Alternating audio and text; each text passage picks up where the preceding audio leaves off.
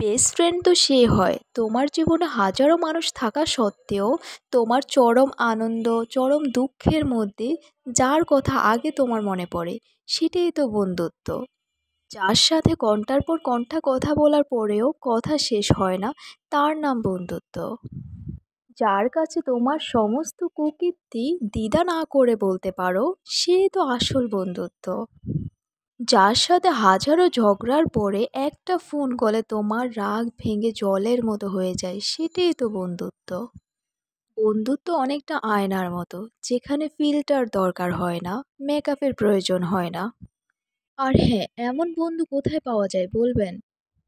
আর আপনাদের কারো জীবনে যদি এমন বন্ধু থেকে থাকে তাহলে আমাকে কমেন্টে জানাতে ভুলবেন না। আর হ্যাঁ, দোয়া করি এমন বন্ধু যেন সবার লাইফে আসে, আর সবাই যেন তার মনের কথাগুলা নির্দ্বিধায় বলতে পারে। আর আমার যদি এখানে কোনো ভুল ত্রুটি কথা থাকে আপনারা ক্ষমা দৃষ্টিতে দেখবেন। সবাই ভালো থাকবেন, সুস্থ থাকবেন, আমার পেজটাকে ফলো করে দেবেন। আল্লাহ হাফেজ।